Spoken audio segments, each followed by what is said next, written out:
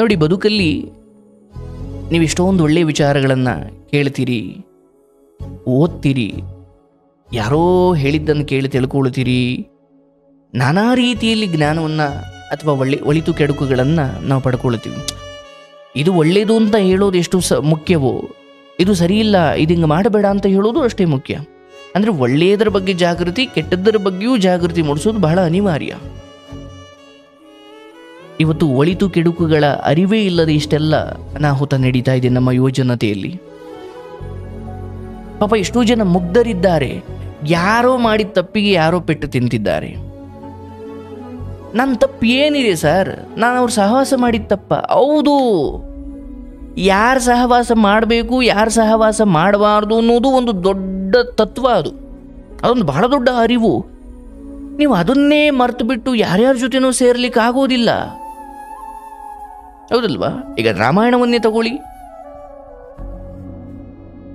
ರಾಮನ ಸತಿಯಾದಂತಹ ರಾಮನ ಹೆಂಡತಿ ಸೀತೆಯನ್ನ ರಾವಣ ಬಂದು ಅಪಹರಣ ಮಾಡಿದಾಗ, ಕಿಡ್ನಾಪ್ ಮಾಡಿ ತಗೊಂಡು ಹೋದಾಗ ಲಂಕೆಯಲ್ಲಿ ಇಟ್ಟಿದ್ದಾನೆ. ರಾವಣನ ಬುದ್ಧಿನೇ ಅಷ್ಟು. ರಾವಣ ಯಾವಾಗಲೂ ಹೇಳೋದಂತೆ, ರಾಮಾಯಣದಲ್ಲಿ ಬರುತ್ತೆ, ಎಷ್ಟು ಚೆನ್ನಾಗಿ ಹೇಳ್ತಾನೆ ಅವನು, ಜಗತ್ತಿನಲ್ಲಿ ಎಲ್ಲೆಲ್ಲಿ ಏನೇನು ಸುಂದರವಾಗಿದೆಯೋ ಅದೆಲ್ಲ ನನ್ನ ಲಂಕೆಯಲ್ಲಿ ಇರಬೇಕು ಅಂತ.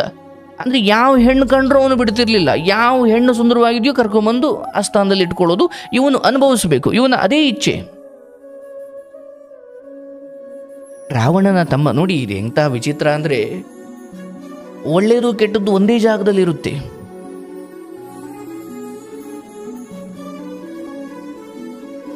ಅದೇ ರಾವಣ ಅನ್ನೋ ದುಷ್ಟನ ಆ ಆಸ್ಥಾನದಲ್ಲಿ, ಆ ಅರಮನೆಯಲ್ಲಿ ರಾವಣನ ತಮ್ಮ ಒಬ್ಬ ಇದ್ದ, ಕುಂಭಕರ್ಣ ಅಲ್ಲದೇನೆ ಇನ್ನೊಬ್ಬ ವಿಭೀಷಣ ಅಂತ ಇದ್ದ.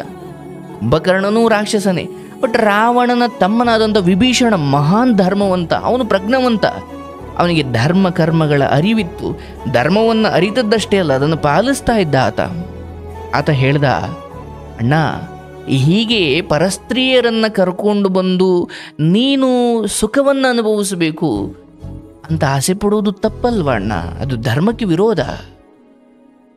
ನಿನಗೆ ಶಕ್ತಿ ಇದೆ, ಸೈನ್ಯ ಇದೆ, ಅಥವಾ ನೀನೊಬ್ಬ ಲಂಕಾಧಿಪತಿ ಅನ್ನೋ ಕಾರಣಕ್ಕೆ ಹೀಗೆ ಪರಸ್ತ್ರೀಯರನ್ನು ಎಳ್ಕೊಂಡು ಬಂದು ಒತ್ತಾಯಪೂರ್ವಕವಾಗಿ, ಅವರೇನು ಇಷ್ಟಪಟ್ಟು ನಿನ್ನ ಜೊತೆ ಬಂದ್ರೆ ನಾನು ಅಡ್ಡಿ ಬರಲ್ಲ, ಬಟ್ ಒತ್ತಾಯವಾಗಿ ನೀನು ಅವರಿಂದ ಸುಖವನ್ನು ಬಯಸ್ತೀಯಲ್ಲ, ಇದು ತಪ್ಪಲ್ವಾ ಅಂತ ಹೇಳಿದಾಗ ರಾವಣ ಹೇಳ್ತಾನೆ, ನೀನು ನನ್ನ ತಮ್ಮ,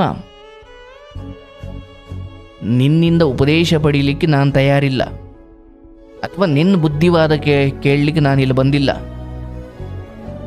ಅಂದರೆ ಸೀತೆಯನ್ನು ಹೊತ್ಕೊಂಡು ಬಂದಿದ್ದು ಸರಿ ಎನ್ನುವ ಸಮರ್ಥನೆ ಯಾವಾಗ ರಾವಣ ಕೊಡ್ತಾನೆ, ಆಗ ಲಂಕಾಧಿಪತಿ ರಾವಣನ ತಮ್ಮ ವಿಭೀಷಣ ಅವನು ಮನಸ್ಸು ಮಾಡಿದರೆ ಅವನು ಒಂದು ಅರ್ಧ ರಾಜ್ಯ ಆಳ್ಕೊಂಡು ಸುಖ ಭೋಗಗಳನ್ನು ಅನುಭವಿಸ್ಬೋದಿತ್ತು. ಆದರೆ ಧರ್ಮಕ್ಕಿಂತ ದೊಡ್ಡದು ನನಗೆ ಯಾವುದೂ ಇಲ್ಲ ಅಂತ ಆತ ರಾವಣನನ್ನೇ, ಸ್ವಂತ ಅಣ್ಣನನ್ನೇ ತ್ಯಜಿಸಿಬಿಟ್ಟ. ಅಣ್ಣನನ್ನು ತ್ಯಜಿಸಿ ಆತ ಬಂದಿದ್ದ ಇಲ್ಲಿಗೆ. ಯಾವ ಸೀತೆ ಅಂದರೆ ಯಾವ ರಾಮನ ಹೆಂಡತಿಯನ್ನು ಈ ರಾವಣ ಹೊತ್ಕೊಂಡು ಬಂದಿದ್ದಾನೋ ಆ ರಾಮನ ಆಶ್ರಯವನ್ನು ಬೇಡಿ ಈ ವಿಭೀಷಣ ಹೋಗ್ತಾನೆ. ವಿಭೀಷಣ ಅಲ್ಲಿಗೆ ಹೋದಾಗ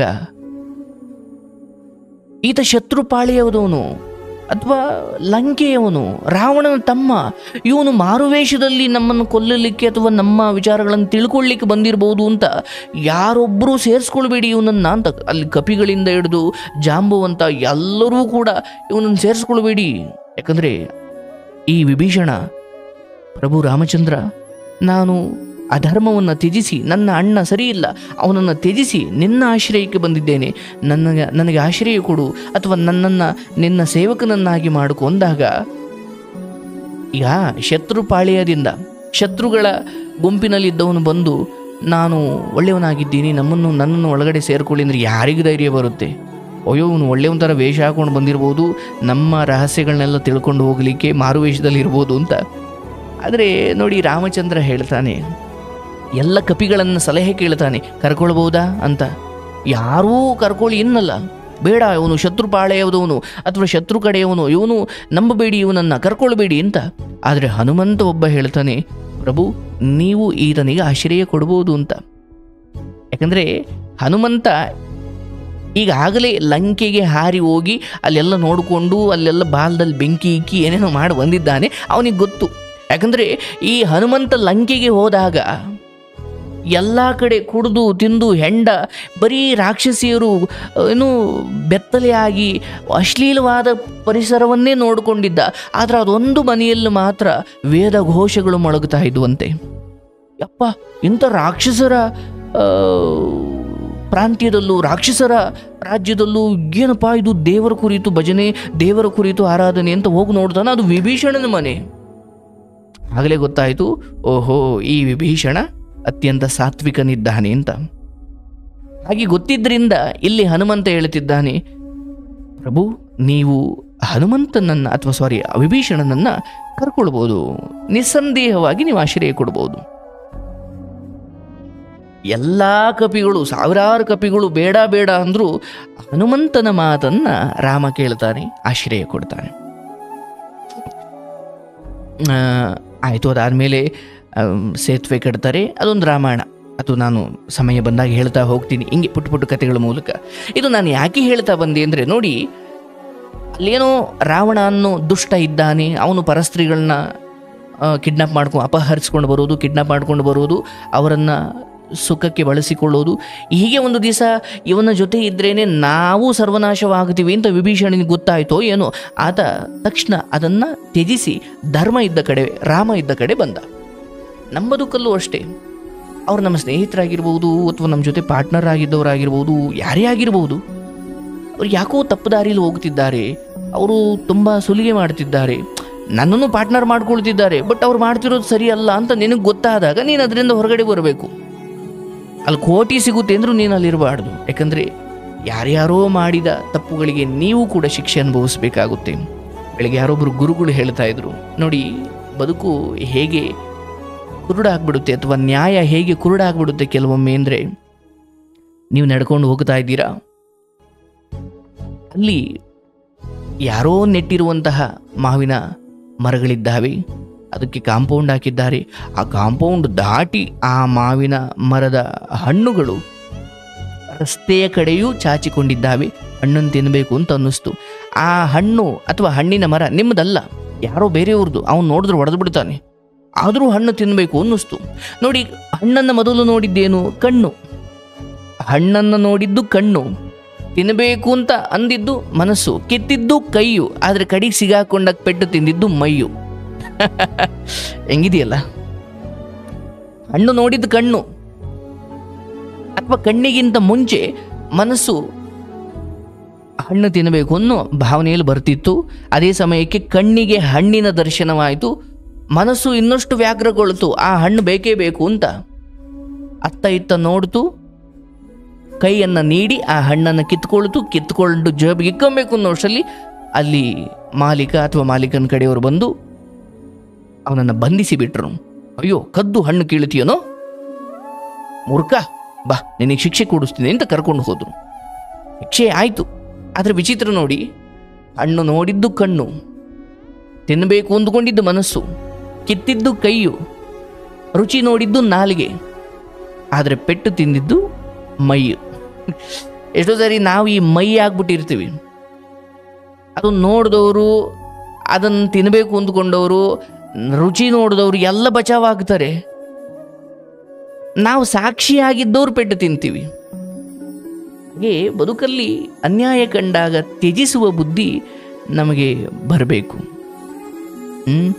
ದಯವಿಟ್ಟು ಕೆಟ್ಟದ್ದೇನಾದರೂ ಕಂಡಾಗ ತ್ಯಜಿಸಿ.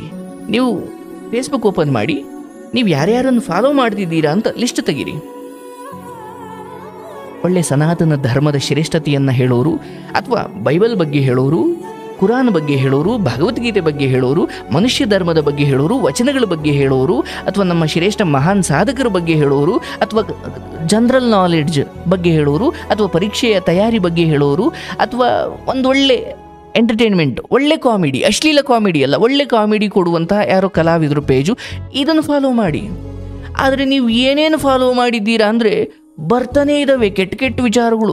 ಅಯ್ಯೋ, ನೋಡಬಾರ್ದು ಅಂದ್ಕೊಳ್ತೀರ, ಬಟ್ ಫಾಲೋ ಮಾಡಿರೋ ತಪ್ಪಿಗೆ ಎಲ್ಲವೂ ನಿಮಗೆ ರೆಕಮೆಂಡ್ ಆಗ್ತಾ ಹೋಗ್ತವೆ, ಕಣ್ಣಿಗೆ ಬೀಳ್ತವೆ. ತಡಿ ನೋಡೋಣ ಅಂತ ನೋಡ್ತೀರ, ಅದರಲ್ಲೇ ಮುಳುಗಿ ಕಡೆಗೆ ಅದನ್ನೇ ತುಂಬಿಕೊಂಡು ಕಡೆಗೆ ಗಬ್ಬೆದ್ದು ಹೋಗ್ತೀರ. ಅಲ್ವಾ?